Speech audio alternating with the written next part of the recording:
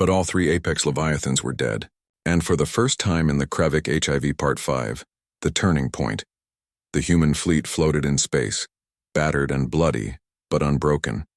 6 ships remained from the original 12. Nearly half their personnel were dead or injured. The Indomitable was gone, taking Commander Taeyong Park with it. Any reasonable military force would have retreated, but humans had stopped being reasonable the moment they evolved on a planet that constantly tried to kill them. Admiral Soo-hyun Choi stood on the bridge of the Relentless, looking at the damaged ships around him. He thought about every person who had died to get them this far. About Taeyong's sacrifice, about the Marines who had fought inside the Leviathans, about the pilots who never made it back. "Sir, the Council is transmitting," communications officer reported. "They're ordering us to withdraw. They say we've done more than enough." "Tell them we'll withdraw when the job is finished," Soo-hyun replied. He pulled up the tactical display showing the hive sphere. It was still there, massive and threatening, the source of all the Kravik forces in this system. That thing needs to die. Ideas, people. Captain Ji-hyun Song, who had been promoted to replace Ji-won on the Relentless, studied the scans. She was younger than Ji-won, but just as determined. The sphere has 3 main defensive zones: outer shell, spawning layers, and core structure. We've analyzed the data from our previous attacks. The Kravik can regenerate damage quickly, but not instantly. If we hit all 3 zones simultaneously, their regeneration can't keep up. That would require dividing our forces, tactical officer noted. We're already spread thin. Then we use everything we have left, Soo-hyun said. Every ship, every fighter, every Marine.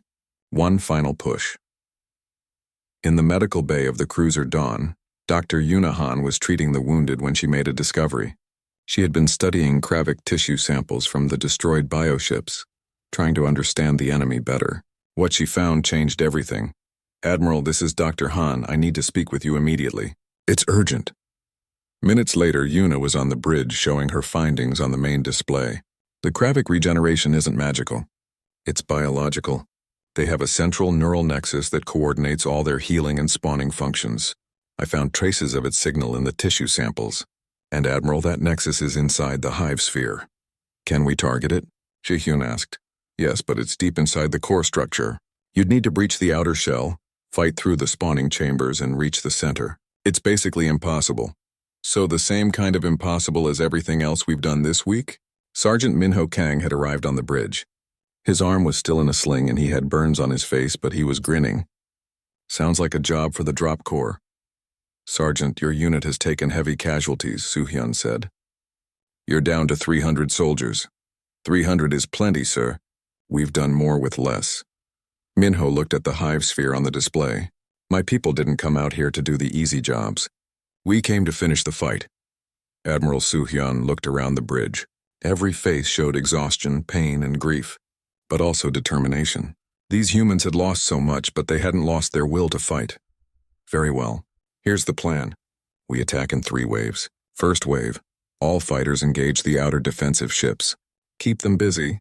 Second wave, capital ships breach the hive sphere's shell with concentrated fire. Third wave, drop corps inserts into the breach and assaults the neural nexus." He paused. "This is a volunteer mission. Anyone who wants to withdraw, now's the time." Nobody moved. Nobody spoke. The silence was answer enough. "Good. We attack in 2 hours. Use that time to rest, repair, and prepare. This is for everyone we've lost. This is for the Velians. This is to show the galaxy what humanity stands for."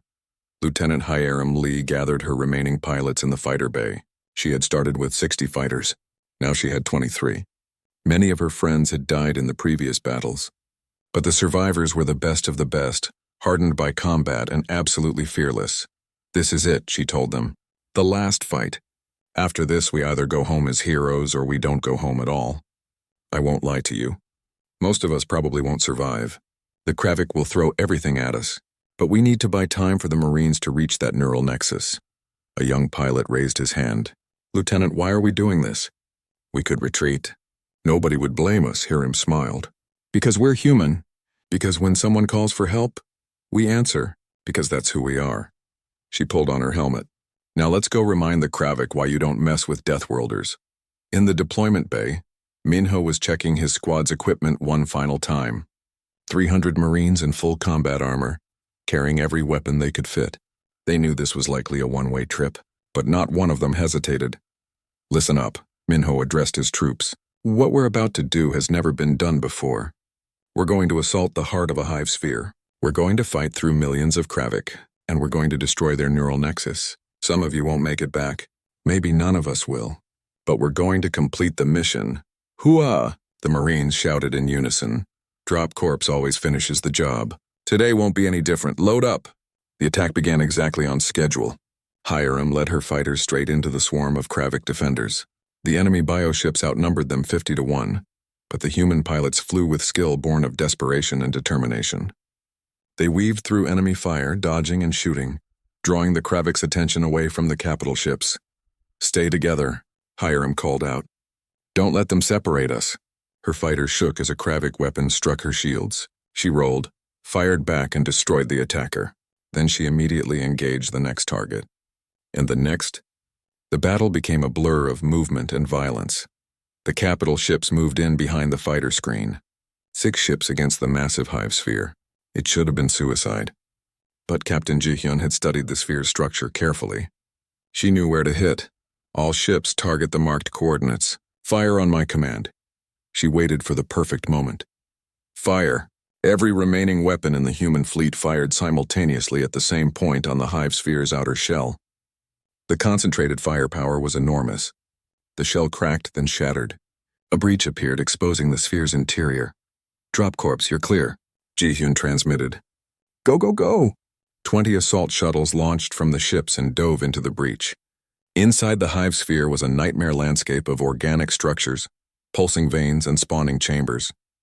Kravik soldiers poured from every direction to stop the intruders.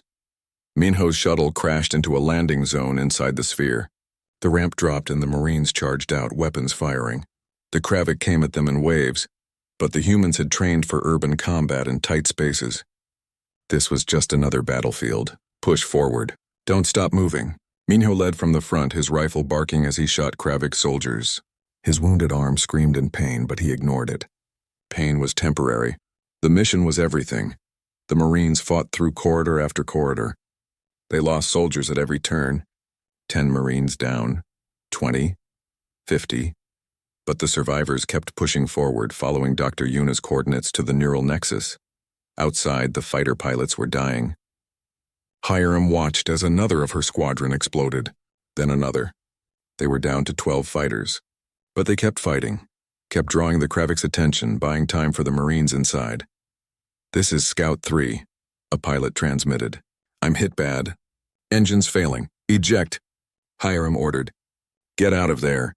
"Negative, Lieutenant. I can still fly, and I can still fight."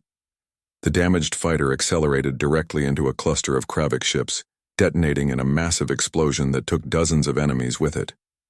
"Damn it," Hiram whispered. But she couldn't stop. Couldn't mourn, not yet. She engaged the next target. Deep inside the hive sphere, Minho and his surviving Marines reached the neural nexus chamber. It was enormous, filled with pulsing organic machinery that seemed to coordinate the entire Kravik presence. This was the brain of the hive sphere. Minho looked at his remaining troops. He had started with 300. Now he had 40. 40 exhausted, wounded, but still fighting Marines. "Set the charges. Every explosive we have. We're bringing this whole place down." The Marines worked quickly, planting antimatter charges at critical points throughout the chamber. The Kravik defenders attacked constantly, but the humans held the entrance. Every Marine knew they were buying time with their lives. "Charges set," Corporal Yoonji Nam reported. "But sir, the detonation timer is damaged. Someone needs to trigger them manually." Minho looked at the device. Manual trigger meant staying behind, meant dying when the charges exploded. He started to volunteer, but Yoonji grabbed his arm. "You're not doing it, Sergeant. These Marines need a leader to get them out." "I'm staying." "Yoonji, that's an order." "With respect, sir, screw your orders. You've got 40 Marines to evacuate. I've got charges to detonate." She smiled. "Besides, somebody needs to make sure this thing actually blows up." "Can't trust these new timers," Minho wanted to argue. Wanted to find another way. But he knew she was right. And he knew there was no time. "It's been an honor, Corporal." "The honor was mine, Sergeant. Now get these people out of here." Minho led the evacuation. The remaining. Part 4. The Swarm's Surprise. The Kravik hive mind had existed for thousands of years. It had consumed hundreds of worlds and destroyed countless civilizations. It did not know fear because it had never encountered anything that could truly threaten it. Until now, the humans confused the hive mind. They fought with a ferocity that made no logical sense. They sacrificed themselves for others. They charged into situations where survival was impossible, and somehow survived anyway. The hive mind analyzed their tactics and found them unpredictable. Chaos wrapped in determination. For the first time in its long existence, the Kravik hive mind made a decision based on something other than hunger. It decided to destroy the human fleet completely no matter the cost. It would use its most powerful weapons, the apex leviathans. 2 days after the hive cluster battle, the human fleet had completed emergency repairs. The Indomitable was functional but scarred. 3 destroyers had been patched together from the remains of 4 ships. The Marines had received replacement equipment and ammunition. Everyone was exhausted, but they were ready. Captain Ji-Wan stood on the bridge looking at the tactical display showing the hive sphere. It was massive, easily the size of a small moon pulsing with dark energy. Around it orbited thousands of Kravik bioships. "That's what we have to destroy," she said to her assembled officers. "Ideas?" Taeyong brought up a detailed scan. "The sphere has multiple defensive layers. Outer shell is heavily armored organic material, probably several meters thick. Inside that are spawning chambers that produce the bioships. And at the center is what we believe is the hive mind's local node. Destroy that and the entire Kravik presence in this system collapses." "Getting to the center is the problem," Tactical Officer Yunji noted. "Those thousands of bioships will tear us apart before we get close. Then we use the same tactic as before," Admiral Suhyun said. "We don't try to destroy every ship. We punch through fast and hard, hit the center, and get out." Lieutenant Hiram, who was attending the briefing, spoke up. "My fighters can run interference. We keep their defenders busy while the capital ships make the attack run. You'll be outnumbered 1,000 to 1, Ji-Wan pointed out. Hiram smiled. "So? Normal odds for human pilots." Sergeant Minho was present as well, his arm in a sling from the hive ship assault. "My drop core can board the sphere once you breach the outer shell. We plant charges at the center node. Big enough explosives and the whole thing comes down. You'll be going into the heart of their stronghold," Suhyun said. "Most of you won't make it back." "Most of us never expected to make it back from this mission anyway, sir," Minho replied. "We knew what we signed up for." The briefing was interrupted by alarms. Every sensor screen lit up with warnings. From the hive sphere, 3 massive shapes were emerging. "What are those?" Ji-Wan demanded. Observer Thalen's voice came through the communication system, and for the first time it carried pure terror. "Those are apex leviathans. I've only seen them twice before. They destroyed entire armadas. Admiral, you must retreat immediately. Nothing can fight those creatures." The leviathans were monstrous. Each one was the size of a human battleship, but they were alive. They looked like a nightmare combination of dragon and octopus, covered in armor plating and bristling with biological weapons. As the humans watched, the leviathans began moving toward the fleet. "So much for having time to plan," Ji-Wan muttered. "Battle stations. All ships prepare for combat." The human fleet scrambled to deploy. Fighters launched. Weapons came online, shields powered to maximum. The 3 leviathans spread out, approaching from different angles to divide the human forces. "They're using tactics," Taeyong observed with surprise. "The hive mind is learning from us." "Then we need to teach it another lesson," Admiral Suhyun said. "All ships target the leviathan on the left. Concentrated fire. Don't let them split us up." The human fleet turned as one and engaged the first leviathan. Missiles, plasma bolts, and railgun slugs poured into the massive creature. Its armor absorbed most of the damage, but cracks began to appear. Then the leviathan fired back. Its weapons were unlike anything the humans had faced. It launched organic projectiles that exploded with acidic payloads. It fired energy beams from crystalline growths on its body. And worst of all, it could regenerate damage almost as fast as the humans could inflict it. The destroyer warrior took a direct hit from the leviathan's main weapon. The acid ate through the ship's armor, breaching the hull in multiple places. The captain ordered evacuation, but half the crew didn't make it to the escape pods before the ship broke apart. "We need to overwhelm its regeneration," Ji-Wan shouted. "All ships fire everything at the same spot. Aim for the area behind its head."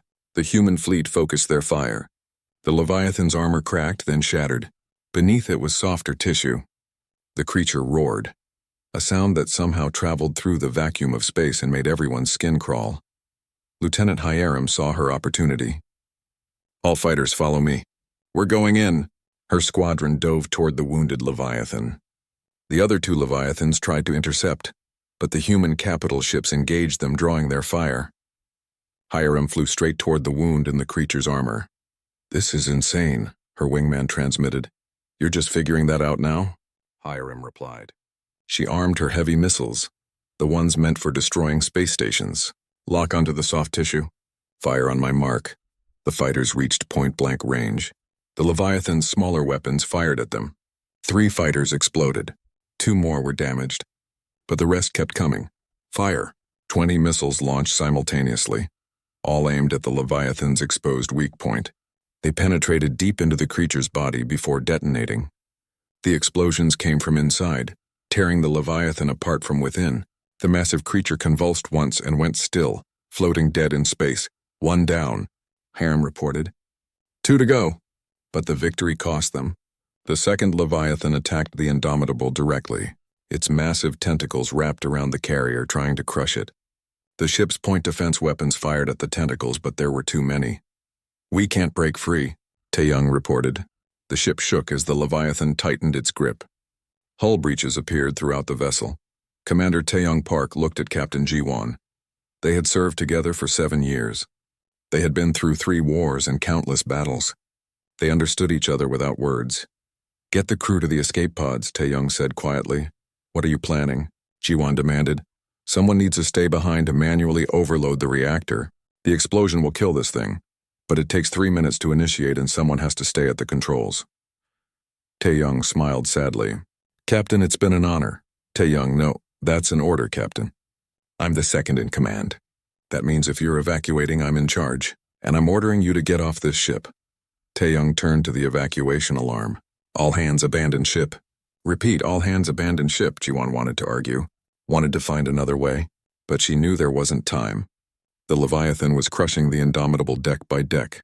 In another minute, everyone aboard would be dead anyway. "You better have a drink waiting for me in whatever comes next," she said, her voice breaking. "I'll save you the good stuff," Tae-young promised. The evacuation was chaos. Crew members ran for escape pods. Dr. Yunahan made sure every patient was evacuated before she left. Sergeant Minho and his Marines were the last ones off, helping injured crew members reach safety. Captain Ji-won Kim was the final person to leave the bridge, looking back one last time at Tae-young sitting calmly at the controls. Then she ran for her escape pod. The pods launched, scattering away from the dying ship. Through her pod's window, Ji-won watched the Indomitable, the ship that had been her home for 5 years.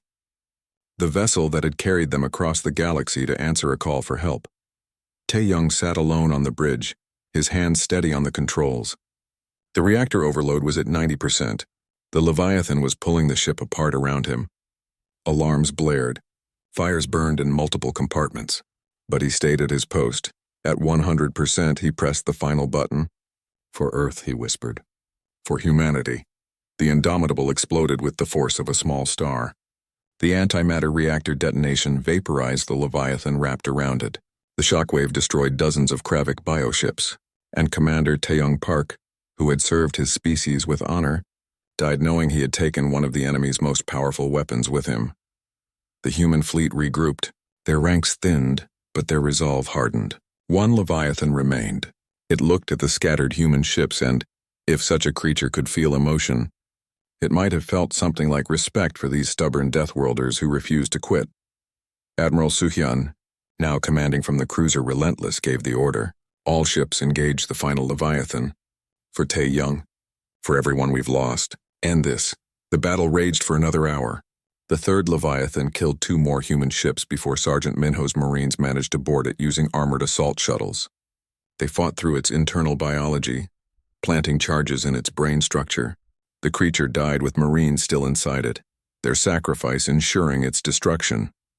When the fighting finally stopped, the human fleet had lost half its ships and thousands of its people. Part 3. The Deathworld Doctrine. Deep inside the Kravik hive ship, Sergeant Minho Kang and his Marines fought through corridors made of living tissue. The walls pulsed around them like they were inside some giant creature's digestive system, which Minho realized they probably were. "Watch your flanks," he shouted as more Kravik defenders emerged from side passages. These weren't the small creatures they'd fought on the surface. These were soldier forms nearly 7 feet tall with bladed limbs that could cut through armor. The Marines formed a tight formation, their weapons firing in coordinated bursts. The Kravik soldiers were fast and deadly, but humans had something the hive mind didn't expect: adaptability. Every time the Kravik tried a new attack pattern, the Marines immediately adjusted their tactics. "Grenades!" Corporal Yunji Nam called out. She had volunteered to join the ground assault, unable to stay on the ship while others fought. 3 explosive devices flew through the air, detonating among the Kravik soldiers. The creatures shrieked and fell back. "Move forward, double time!" Minho led his team deeper into the hive ship. According to their scans, there was a central chamber ahead. That's where they needed to plant their charges. Back in space, Captain Ji-won Kim faced an impossible decision. The Indomitable had destroyed hundreds of Kravik vessels, but thousands more were converging on their position. The carrier's shields were down to 30%. They were running out of ammunition. And worst of all, a massive Kravik structure was forming between the planets. "Captain, what is that thing?" Tae-young asked, pointing at the growing mass on the view screen. Observer Thalen's voice came through with undisguised fear. "It's a hive cluster. They're linking their ships together to form a superstructure. Once complete, it will spawn Kravik vessels faster than you can possibly destroy them. Captain Kim, you must retreat now. This battle is lost." Ji-won looked at Admiral Soo-hyun. The old man's face was grim but determined. He gave her a slight nod. The decision was hers. "Communications, send a message to all human ships," Ji-won said calmly. "We're implementing Deathworld Doctrine Protocol 7. Thalen's crystalline body flickered with confusion. "What is Deathworld Doctrine?" "It's what we do when conventional tactics fail," Ji-won explained. "Tae-young, calculate a ramming course. We're going straight through that hive cluster." "Captain, the collision will destroy us," Tae-young protested, though his hands were already working the calculations. "Not if we're fast enough and angle correctly. We'll use the cluster's own mass against it. Hit it at the right point and the whole structure becomes unstable." Ji-won turned to her crew. "I know what I'm asking. This gives us a 12% chance of survival." Admiral Soo-hyun stepped forward. "Then we make it 13%. All power to forward shields and engines. Captain Kim, take us in." The Indomitable turned toward the forming hive cluster and accelerated to attack speed. The other human ships, seeing what their flagship was doing, moved to provide covering fire. Observer Thalen watched in absolute disbelief as the massive carrier aimed itself like a missile at the enemy superstructure. "They're going to ram it," Thalen transmitted to the Galactic Council. "These Deathworlders are actually going to ram a hive cluster. Either they're the bravest species in the galaxy or the most insane." "Maybe both," came the reply from the council chambers, where every member was now watching the human fleet's battle. The Indomitable crashed into the hive cluster at tremendous speed. The impact shook the entire ship.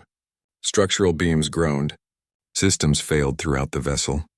But Ji-won had been right. The cluster, still forming and not yet stable, couldn't handle the kinetic force. Massive cracks appeared throughout the organic superstructure. "All weapons fire into the fracture points," Ji-won ordered. The carrier's remaining weapons fired point-blank into the damaged cluster. The other human ships joined in, pouring fire into the weakened structure. The hive cluster exploded spectacularly, taking thousands of Kravik vessels with it. The shockwave sent the Indomitable tumbling through space, but the ship held together. Down on the planet, Minho and his team felt the explosion even through the hive ship's thick walls. "Whatever just happened up there, it made the Kravik mad," he observed as more enemy creatures poured toward their position. They had reached the central chamber. It was enormous, filled with pulsing organic machinery that seemed to coordinate the hive ship's functions. This was the brain of the operation. "Set the charges," Minho ordered. "We have 5 minutes before this place comes down on our heads." His Marines moved quickly, placing antimatter explosives at key structural points. The Kravik defenders attacked in waves, but the humans held the entrance to the chamber. They were outnumbered 20-1, but that was normal for human soldiers. They had been fighting against bad odds since ancient times on Earth. A Kravik soldier broke through their line and lunged at Minho. He dropped his rifle and drew his combat knife, dodging the creature's bladed limb and driving the blade into what passed for its throat. The creature fell, but 3 more took its place. Charges are set, Yunji shouted. We need to go now. Fall back to the shuttles, Minho ordered. The Marines retreated in good order, fighting every step of the way. They lost 4 soldiers in the withdrawal, men and women who gave their lives to buy time for the others. The shuttles launched just as the antimatter charges detonated. The entire hive ship exploded from within, the blast so powerful it created a crater a mile wide in the Kravik biomass covering the planet. Lieutenant Hyerim, who had been circling overhead providing air support, watched the explosion with satisfaction. Good job, ground team. That's one hell of a fireworks show. We lost people, Minho responded quietly from his shuttle. It's never a good job when we lose people. Back on the Indomitable, Dr. Yunahan was overwhelmed with casualties. The medical bay was filled with injured crew members. Some had burns from plasma fires. Others had wounds from when the ship collided with the hive cluster. She moved from patient to patient, her hands steady despite her exhaustion. Doctor, we have incoming wounded from the other ships, a nurse informed her, and Observer Thalen is asking permission to send alien casualties. The Valian refugees are hurt and his station's medical facilities are limited. Send them all, Yuna said without hesitation. I don't care what species they are. If they're bleeding, they're my patients. Within an hour, her medical bay held not just humans but also crystalline beings like Thalen, insectoid Valians, and other alien species. Yuna discovered that human medical techniques, developed on a planet where injuries were common and severe, were far more advanced than most galactic species possessed. She saved a Velian child who other doctors said was beyond hope. She repaired a crystalline being's fractured core structure, using techniques she adapted from repairing damaged electronics. Word spread quickly through the refugee fleet. The human doctor could perform miracles. On the bridge, Admiral Suhyun was reviewing the battle damage.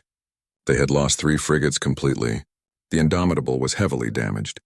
Casualties were significant, but they had destroyed the hive cluster, eliminated the hive ship on the planet's surface, and stopped the Kravik advance in this sector. Observer Thalen is transmitting a report to the Galactic Council, Taeyong informed everyone. He says we've accomplished more in 1 day than the Council's forces managed in 2 months of fighting.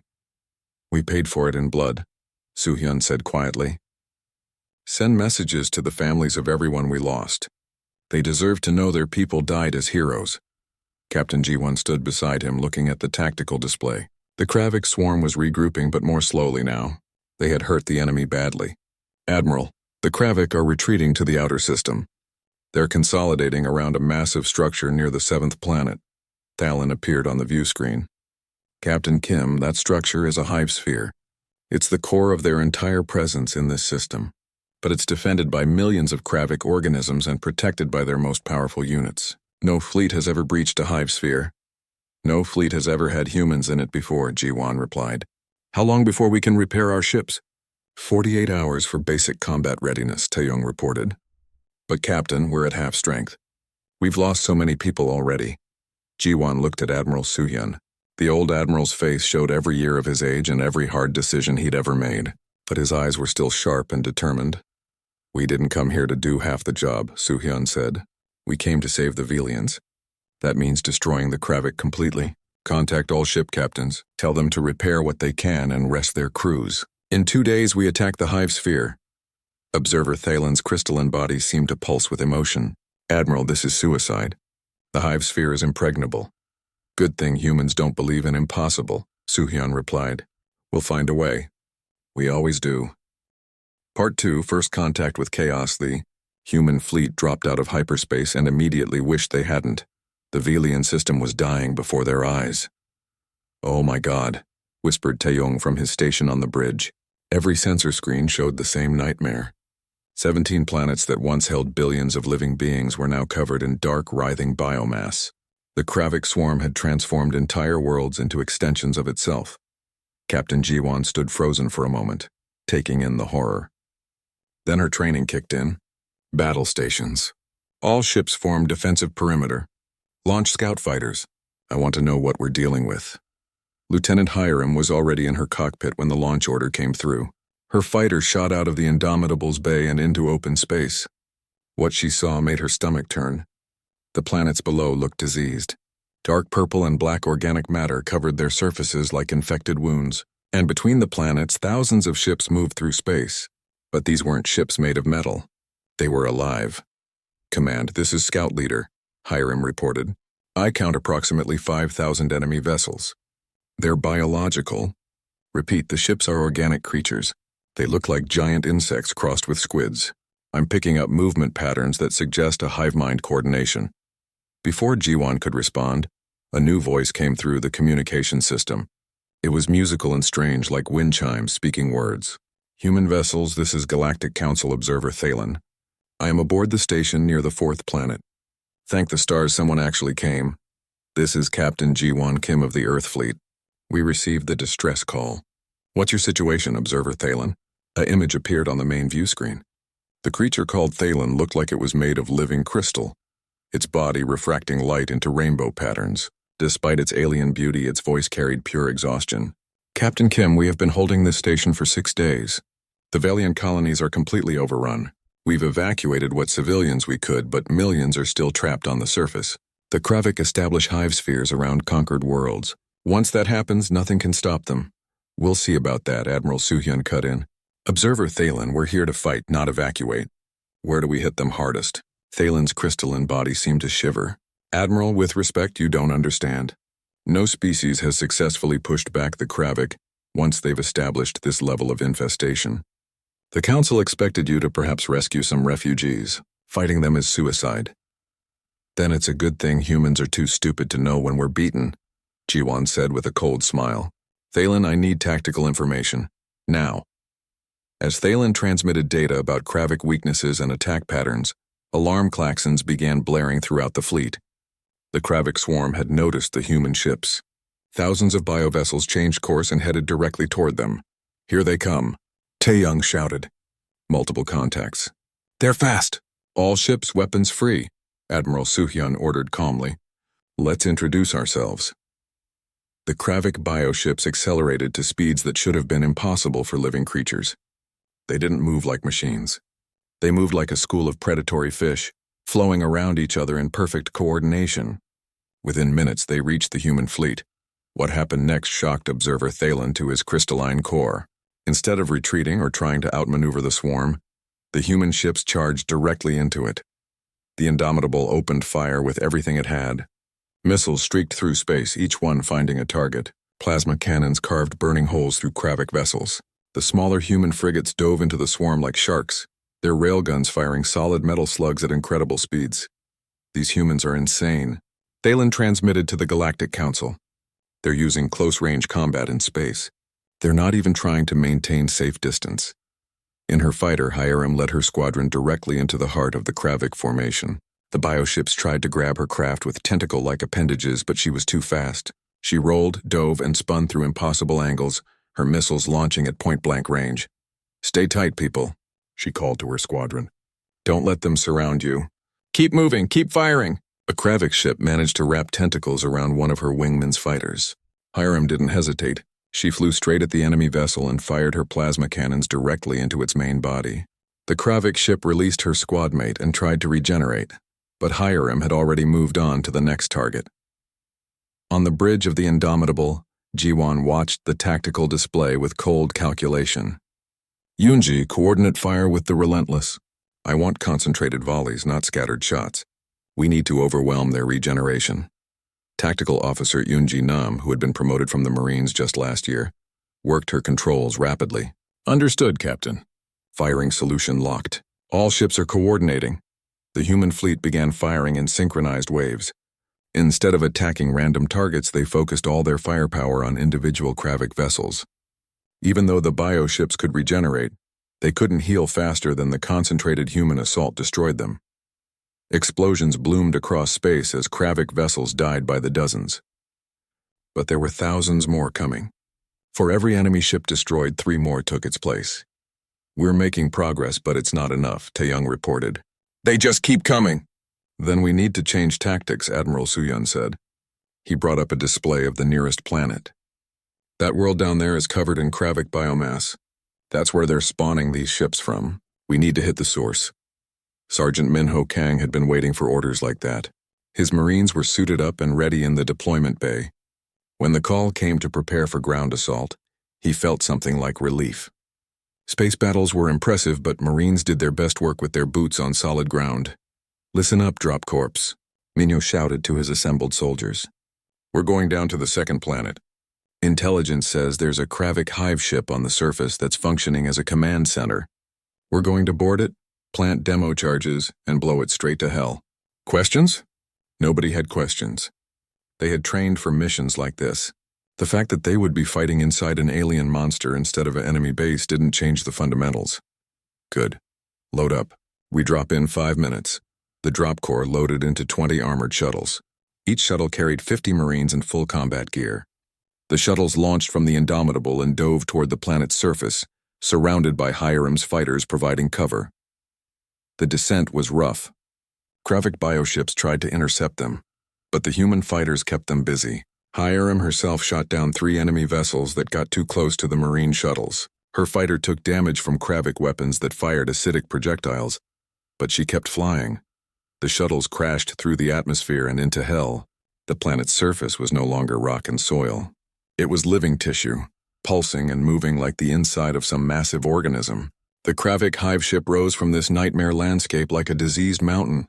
It was enormous, easily the size of a city, with countless tentacles and organic gun emplacements.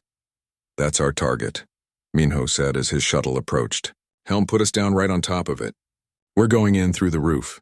The shuttle slammed into the hive ship's upper surface. The Marines poured out, their weapons already firing.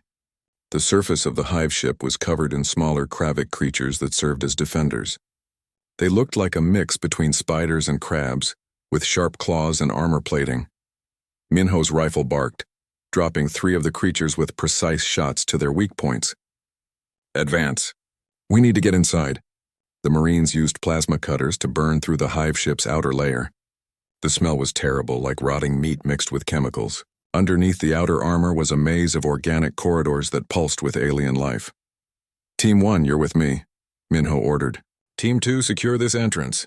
Team 3, set up a perimeter. We're going deep." As Minho led his team into the hive ship's interior, back in space the battle continued to rage.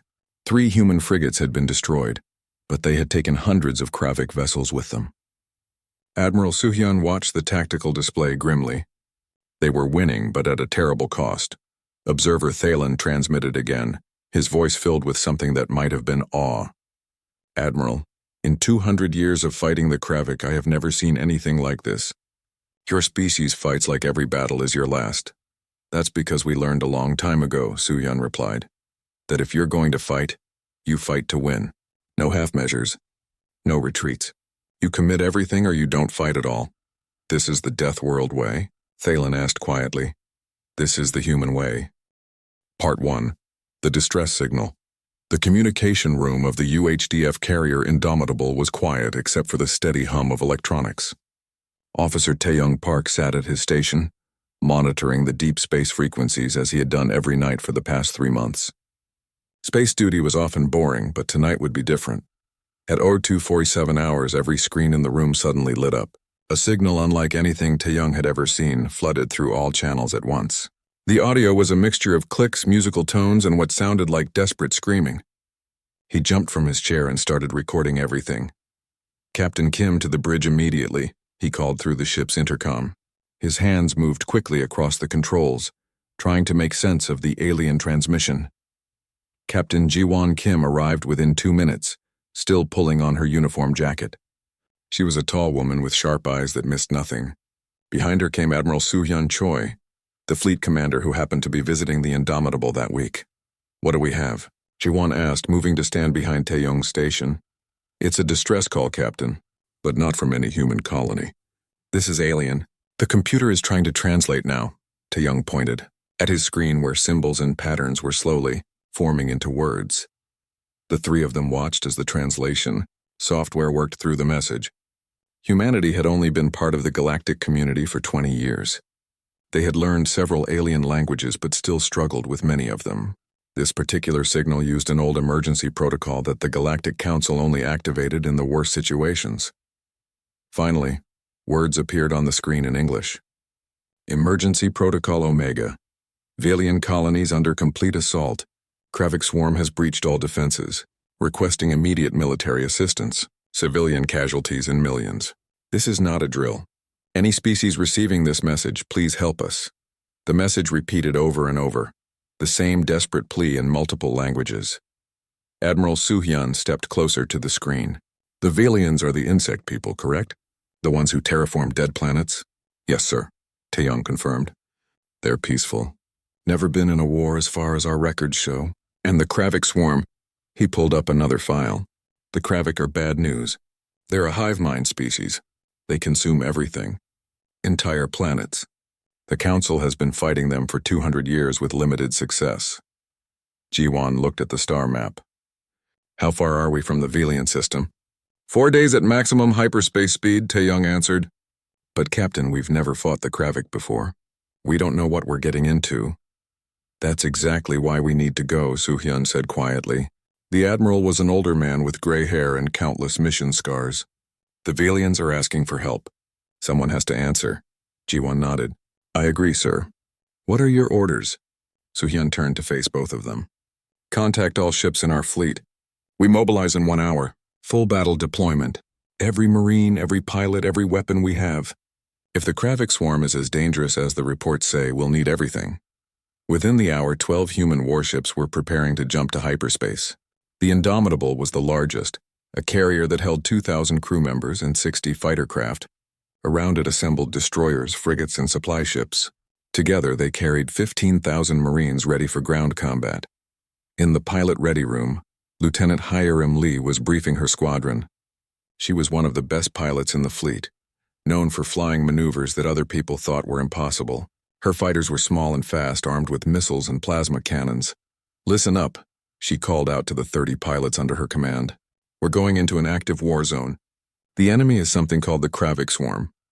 They use biological ships that can regenerate damage. That means we need to hit hard and hit the vital areas. No wasting ammunition, a young pilot raised his hand. Lieutenant, why are we doing this? These aliens aren't our allies. We barely know them. Hiram looked at him seriously. Because they asked for help and nobody else is coming. That's reason enough. Down in the Marine deployment base, Sergeant Minho Kang was checking his squad's equipment. Minho was a veteran of the colony wars where humans had fought each other over resources in the outer solar system. He was tough, smart, and his soldiers would follow him anywhere. Full combat loadout, he ordered. Assault rifles, grenade launchers, demo charges, and medical supplies. We don't know what we'll face down there, so we prepare for everything. One of his corporals, a woman named Yoonji Nam, was testing her weapons targeting system. Sarge, the briefing said these Kravik things are like insects. Big swarms. That means we'll be outnumbered. Minho smiled grimly. We're always outnumbered, Yoonji. That's when humans fight best. On the bridge, Admiral Soo-hyun was having a conversation with Earth Command through the quantum communicator. The brass back home were not happy about this mission. Admiral, you're taking our entire forward fleet into unknown territory to help aliens who aren't even our allies, the voice from Earth said. This is extremely risky. With respect, sir, this is exactly what we should be doing, Soo-hyun replied. Humanity wants to be part of the galactic community. That means acting like it. These Valians are dying by the millions. We have the power to help. What kind of species would we be if we turned away? There was a long pause. Finally, Earth Command responded. You have authorization to proceed. But Admiral, be careful. We're sending you to fight an enemy that has terrified the galaxy for centuries. Don't lose our fleet. Understood, sir. We'll bring everyone home. Soo-hyun closed the channel and turned to Ji-won. Captain Kim, are we ready? All ships report ready, Admiral. Coordinates locked in. We can jump on your command. Soo-hyun looked at the view screen showing the star field ahead. Somewhere out there, millions of innocent beings were dying. The Galactic Council had sent out a desperate call for help. And humanity, the newest species in space, was the only one answering. All ships, this is Admiral Choi. Today we go to war not for territory, not for resources, but because it's the right thing to do. The Valians need us. Let's show the galaxy what humans are made of. All ships jump to hyperspace now. The 12 warships vanished in flashes of light, jumping across space toward the Valian system. In 4 days, they would arrive at a battlefield unlike anything humanity had ever seen. They didn't know if they would win. They didn't know if they would survive. But they were going anyway. That was the human way. Inside the Indomitable, Captain Ji-won Kim stood on the bridge watching the blue tunnel of hyperspace stream past. She thought about the message they had received. The fear in those alien voices. The desperation. Tae-young, she said to her communications officer, send a response to the Velian system. Tell them help is coming. Tell them humanity is on the way. Tae-young sent the message knowing it would arrive before they did. Somewhere in that distant system, terrified aliens would hear that someone had answered their call. That hope was coming. 4 days later, the human fleet would drop out of hyperspace and into hell itself. But none of them knew that yet. For now, they traveled through the stars, carrying the hopes of a dying species and the determination of a death world race that never learned how to quit.